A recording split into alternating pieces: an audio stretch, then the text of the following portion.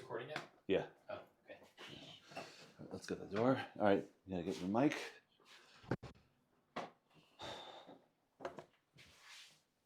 Okay.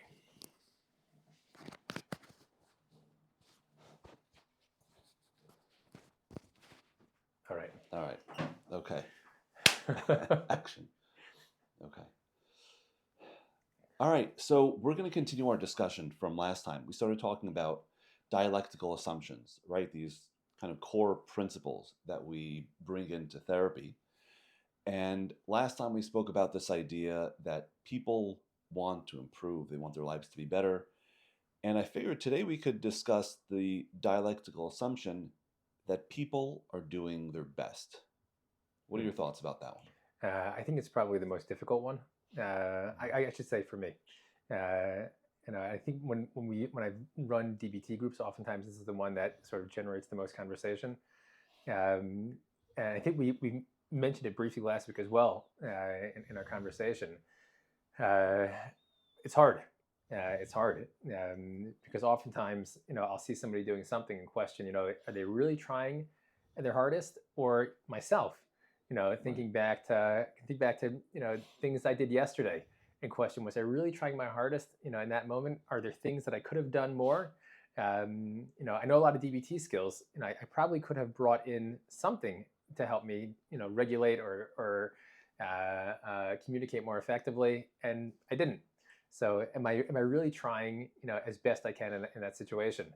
Right. And it's tricky. Yeah. So on the one hand, maybe I could make an argument as to why I could have done better. At the same time, in that moment, thinking back on it now, you and I, comfortably sitting in the office over here talking about it, I could list 101 different things that I could have done. In that moment, when I may have been in a more emotion mind place, things start to shrink a little bit, and maybe what I could have done is more than I did, but maybe not as big as what I'm thinking about right now. And maybe I couldn't have done more. In that Right. particular moment, I was hit with there were vulnerability factors. Maybe we'll speak about at a different time together. That were unforeseen. It took me by surprise, and that's the best that I could have done then. Now we can talk about it, unpack it, and the next time it happens, I can be more prepared. So I'm kind of Right. rambling over here, but Right. it's a hard one to put together. It sounds like you're starting off with the protest that we often get against this idea, which is, hey, I know myself. I know the set of behaviors of what I'm capable of, and how I was yesterday, like, I know that I've been better at other times. That was not me at my best, right? Because I'm evaluating my behavior from the perspective of what I've ever experienced myself doing, and I know that I've done better than yesterday. So I know. Don't tell me that I was doing my best. I know that was my best. And then I think the other opposition that people have to this idea is the idea that if I somehow performed better than my ideal, I don't want to call that my best. That kind of just sounds like making an excuse for myself. If I somehow perform better than my Oh, ideal? sorry. Huh. If I somehow perform worse. Oh. If I do worse than my ideal, then how can I possibly call that my best? So there's a real opposition to that. Can you unpack that a little bit in terms of what sits beneath that? Meaning the sort of the threat that if I do call that my best, then? If I do call it my best, then how am I ever going to get better? I mean, if that's my best, Right. that's all I'm capable of. Right. Then I can't expect any more Right. from myself. So I may want to improve, like we spoke Right. about last week, but I can't. Exactly. Which, I don't think it's true that this is my best because, 5 days ago or last year or whatever it was, I did better than this. And it's kind of shameful to say that this was my best. Like, what, I'm not capable of any better? I think those are like the two main points that you were touching on of opposition that we get to it. Yeah. Yeah. So then the question is, well, okay, so what does it mean? Why do we even say this? Why do we hold on to it as an assumption? And what exactly does it mean to say that people are doing their best? Okay, so this is what that brings to mind is something I mentioned last week as well. And I find this to be extraordinarily helpful when I, sort of get stuck. Uh, was Even if I don't accept it 100% as true, meaning I say, well, it's true. I could have done something differently, and I was capable of doing something differently, and I didn't. But sort of maintaining that perspective of, uh, I did the best that I could in that moment, sort of keeps me safe, let's say, from being judgmental, from being critical, and falling into this totally emotion-minded place. Or saying, I'm awful. I always do this. Why do I always do this? If it's focused on me or if it's focused on somebody else, how could they do this? They're awful. But sort of buffering that with this concept of they're doing the best that they can, and we'll speak about, I guess, in a later time. And they need to, Yeah. do The next one. right, do more. But in this moment, they're doing the best that they can. So it sort of turns that whole judgmental thing down. And I don't. There's not much of a risk of me shifting into a place where I'm just stuck there. And then if I am stuck and I'm seeing myself as, really awful, or I always do this, or somebody else is really awful, then what follows after that is probably going to be much less effective than if I can sort of frame it as right now they're doing the best that they can. Right. Right. It's like a protest in a way against this form of judgment, Hmm. right? Like we might have this tendency as people to see ourselves not at our best, or maybe failing in a way that's really shameful to us, or really significant to us in some sort of way, and automatically, because I think we're just judgmental creatures by nature, we'll go to that place of really criticizing ourselves, but not helpful criticism in a way that, okay, we can then use this feedback to get better, but harsh criticism that does Hmm. nothing but just put us down and lead to us feeling just despondent and despairing, and maybe less motivated to improve. Yeah. And this idea that no, you're doing your best comes along and says that right there at that time, that was your best at this very moment. Yeah. And so now the question is, what the heck does that mean that this was my best, right? Yeah. Well, I like what you said over there in terms of, if I do fall into the judgmental zone, then I criticize myself not in a way that's constructive and I can sort of learn from my mistake and move on, but in a way that's punitive and harsh. And I Right, just get sort of embedded in that place of shame and guilt and feel awful about myself. And right, that's not doing anything. right. Yeah. So bringing this piece in of, I was doing the best that I could, or he or she was doing the best that they could, doesn't mean that, I guess, addressing the second concern that you had raised, we sort of, put a period there and say, okay, let's move on with life because you're doing the best you can and nowhere to Mhm. change. It's actually taking that incident and being able to learn from it, that I can excuse me, go into a place of constructive, I guess we can call it, analysis of what happened, why it happened, how I can learn from it, and how I can improve. So I'm doing the best that I can, and I want to improve. I guess maybe this is where last conversation, this one come together, and I can improve. This is not an expression of my full potential, as a human being. It may have been in that moment, but now that we can see it non-judgmentally and we can validate where it was coming from, now we can also change. Right. And I think that idea of seeing it non-judgmentally and validating where it's coming from, I think that's the key. Here's what I feel like DBT does differently than what we might do automatically. See, what we might do automatically is take a look at our behavior, see how it matches up either to the image that we had of ourselves in our mind, or ourselves as we know ourselves acting just in general. And whenever we fall short, we become critical, because that's our the way that's our the way that we make the comparison. DBT takes a bit of a different perspective, and it says you're doing your best at this very moment. The idea being that at any given moment, there are a number of things happening at the same time outside of our awareness that influence our behavior, right? So any decision I make about what I do is going to be influenced by my habits. It's going to be influenced by my learning history, what I've learned to do, the way I've been conditioned. It's going to be influenced by the motivating factors right now. It's going to be motivated by my mood, which would include how hungry I am, how tired I am, how stressed out I am by something else that's going on. Um, and so all of those things coming together will influence my decision right now. So when we say, "Oh, you're doing your best," we're doing our best. We're doing it with the understanding that in this very moment, given these specific influences, you couldn't do anything else. Hmm. Yeah, I really like that. I really like that. And I think it's all those variables that we might forget about when we're looking back on it.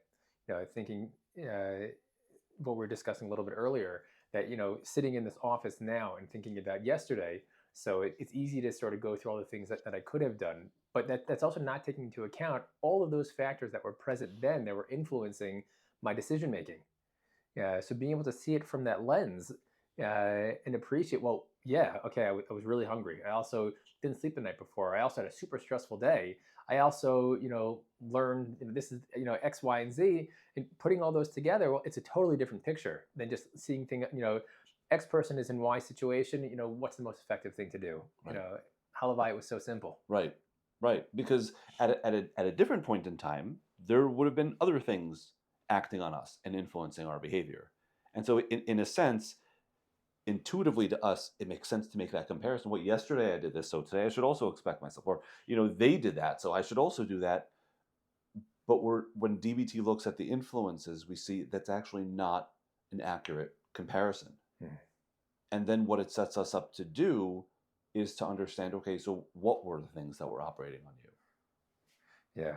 This reminds me a little bit of sort of this concept of people, an adult thinking back on behavior as a child and saying, how could I have done that?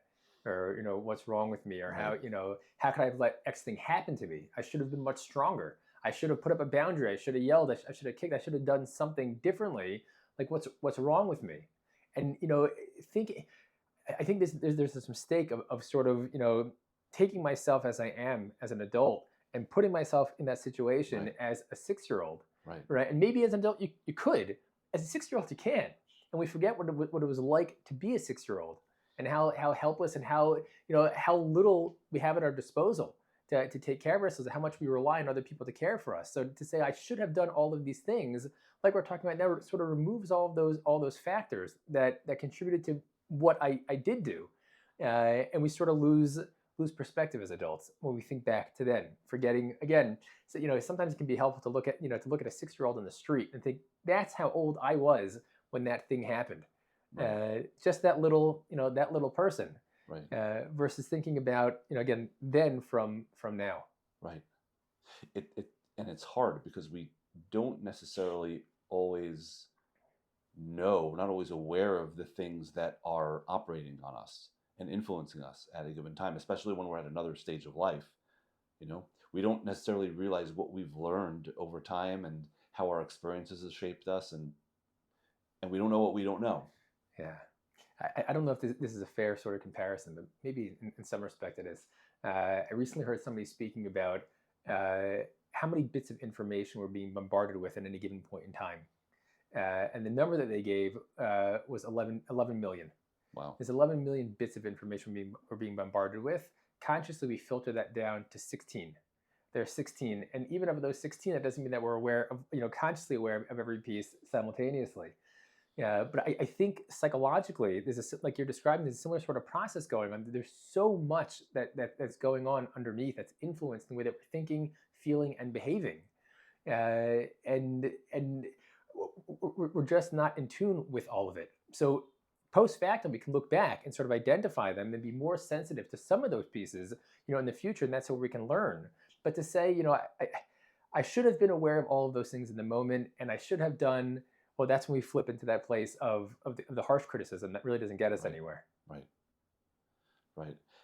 I find that the hardest, some of the hardest cases where it's really difficult to help clients move to the place of creating change is not actually where they say, well, that was my best. What can I do? That does happen, but more often than not, I don't know if this is your experience as well, but my experience has been that it's dafka where people don't want to say that was my best, and where they heap criticism upon criticism, and I should have done different, I should have done something different, I can't believe they'll ask that question, which is really not a question. How could I have done it? It's not actually a question, it's a judgment, Hmm.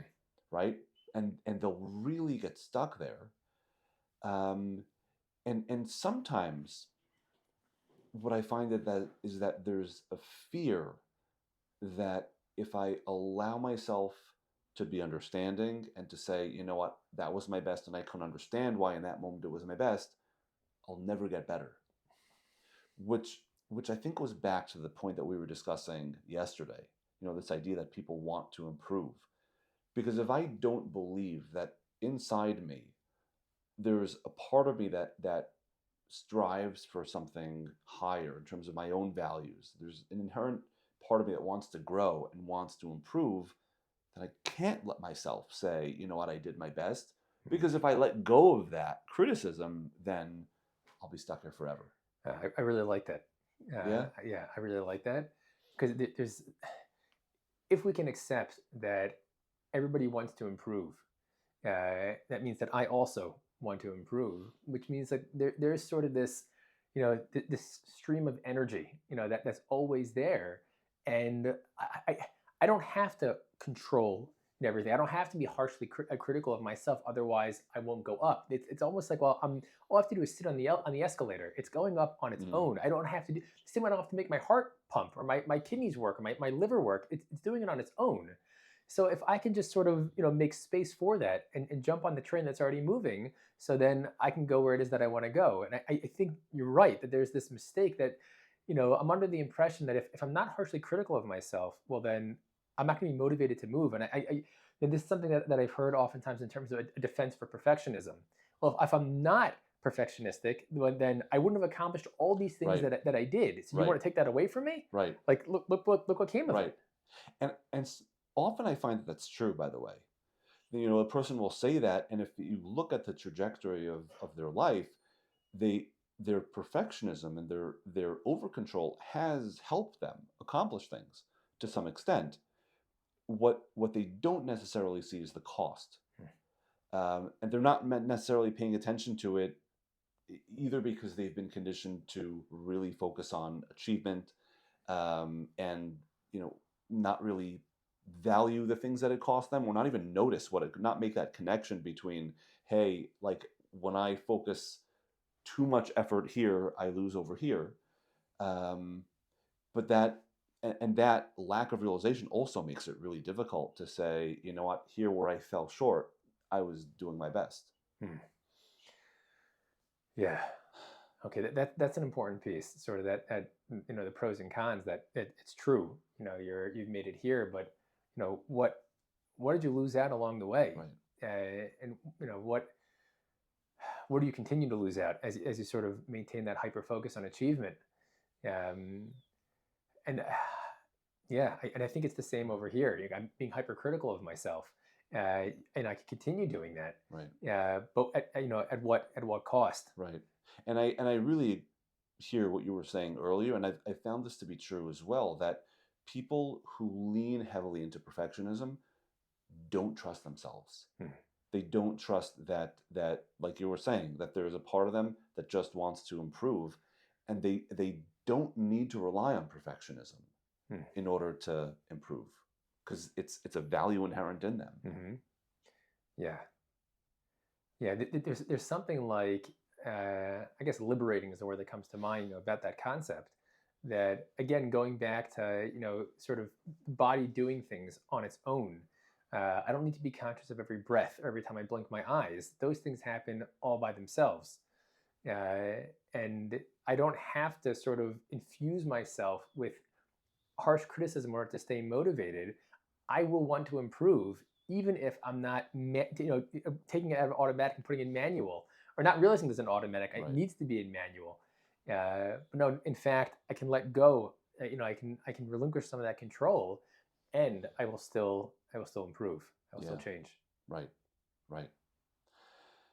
Yeah, and so that's always the challenge. I feel like how can we help people adopt this idea that I'm doing my best, and how can we kind of make this reorientation to allow it to be safe for people to say, let me take a look at how I was influenced in that moment in Mhm. order to learn from that. Yeah. That's always a challenge. Two things come to mind. You know, one is um, I think psychoeducation. What you were sharing here. We're not all not everybody is aware of how many things are acting upon them at any given point in time and how complicated human experience is. That's true. So I think sort of highlighting pieces over there and helping people appreciate just how complicated we are and how many factors might be present in a given moment, itself can be eye-opening. I'm also thinking about radical acceptance in DBT, and when it's difficult to radically accept reality, one of the questions that we'll ask is, well, what's the threat? That Right. something's getting Right. in the way over there, and I think that question is relevant over here as well. And this goes back to what you've been speaking about. Somebody who digs their heels in and they say, "Look, I will not accept that I'm doing the best that I can." Well, what are you scared of? What's the Hmm. threat? What are you afraid would happen if you did? And sort of opening that up, which is also a factor. If we sort of pull that together, a factor that might be playing a fundamental role in their experience right now, and they might not even realize. I'm not even aware that there's a threat. I just feel very strongly about this Yeah. that I can't accept that that DBT assumption. Yeah. So I think putting that on the table and asking that question sort of allows things to open up, and then we can address what that piece is. Yeah. Right. Figuring out what's the threat, what's blocking you from being able to adopt this assumption that you're doing your best. Again, not that like this is all you're capable of doing. That's not what we're suggesting. What we're suggesting is that at that moment, that was the best you can do, and let's unpack it and figure out why. Right. Right. I'm also thinking about somebody who says I just philosophically I can't accept that as true. Because Hmm. I know that yesterday, how I know, because after our session something happened to me and I was thinking about it. I've got an urge to do something that I know is ineffective, Hmm. and I've got sort of this reasonable mind appreciation that this other thing would be better. And you know what I did, Sachi? I just went along with the emotion mind urge. So prove to me, Yeah. that I was doing the best that I Right. could. I know that I didn't. I think even in a situation like that, thinking about the benefits of sort of adopting this sort of system of looking at myself and looking at others as a way of combating sort of that harsh criticism, that combating that judgmental sort of sort of stance in itself is still effective. So even if I don't buy it hook, line, and sinker, Right. can you see that the utility for you in your life, living, building a life worth living for you, living a more effective life? Can you see how bringing in this sort of approach can be more helpful in terms of getting you to where you want to go, turning the volume down on all Right. those judgments that are going on? Right. Yeah. I want, as you're talking about that example, I'm wondering if in that case the person is there's a real, like you were saying, like a philosophical ideological opposition to saying it was my best. But then using the example they give, it's like, okay, yeah, you had the thought, oh, I should do this more effective thing, maybe. No, I'm going to go ahead and do the ineffective thing. But and then we can ask the question, well, why do you think you did that? Right? And what does it go to? And it might be interesting to see what the person goes to in terms of their answer before we can engage them in a discussion of, well, what are all the other things that might have been operating on you on that moment. And maybe we can, if it might be helpful in that situation, we can stay away from using the word best. We're not married to that word, but this idea of there were things operating on you in that moment, Hmm. and there's a reason why you made the decision you made and not the one that you wish you would have made. Okay. Yeah, which I think the word that comes to mind when I hear you describe that is validation. Right. We can Yeah, validate yeah. why it is that you chose to do that thing, which I think that validation in a way is like the arch enemy of being judgmental. It's it's a kryptonite for Hmm. for being judgmental. If I can validate what's happening over there, why this thing happened, then again it turns the volume down on all that judgment. Yeah. So you're right. Even if we take out that word best, and we just sort of substitute it with looking at why or what was going on over here that led you to make that decision in that moment. I'm not going to choose the most effective thing. Or how come? Hmm. What was there was a there's all, and this goes back to the DBT principle in terms of cause and effect. The choice is an effect of some antecedent or a string of antecedents. So what are they? What led to that decision? And we can validate that. Yeah. It makes sense why you ultimately chose what you chose. Right. Let's have a look at that. Right. Right. And helping people be able to validate themselves and understand themselves is what we're looking for in terms of the key of helping them be able to counter that judgmental voice and make the changes that they want. Yeah. Yeah. What do you see as, I know that last week when we were talking about the idea of improvement, we spoke about applying this as parents to our kids. Do you see any, it's one thing to kind of like say it on yourself as a parent. Maybe it's another thing to say it about your kids. Do you see any obstacles that people would face? Yes and no. I think the first obstacle that comes to mind is, well, where do boundaries come in and where do rules come in? If my child is doing something that's outside of the family rules, and I say, well, they're doing the best they can, so do I not then go ahead and give a consequence for that rule? That's not really fair.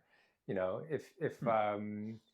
I don't know what an analogy would be. If somebody's incapable of, I don't know, you have a quadriplegic that's present at the scene of a crime, and they didn't do anything to stop the crime. They didn't even call the police, right? So they're not going to go to jail for not calling the police, they or be held accountable for not calling the police. They weren't capable of doing that. So, if my child is incapable, they're doing the best they can, they couldn't have done anything. They can't do anything else in this moment. Is it really fair to give a consequence for the behavior? Hmm.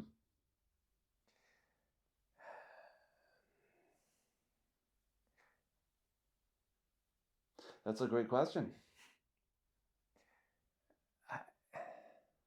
And here's maybe where it gets stuck, because with ourselves, I'm trying to like map it onto what it would be if it were me, right? Yep. So should I give myself a consequence if I encountered a situation and I fell short of my goal, but I did my best. I'm thinking about it.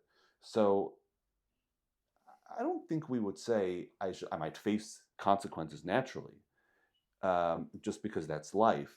But I wouldn't necessarily give myself a consequence because, well, what for? Right? I naturally want to learn. I didn't want this outcome. I want a different outcome. Um, and so I wouldn't necessarily give myself a consequence. With a kid, maybe it's different because maybe um, we don't necessarily trust that the child is inherently motivated to do something differently. Okay. Yeah. I'm gonna suggest a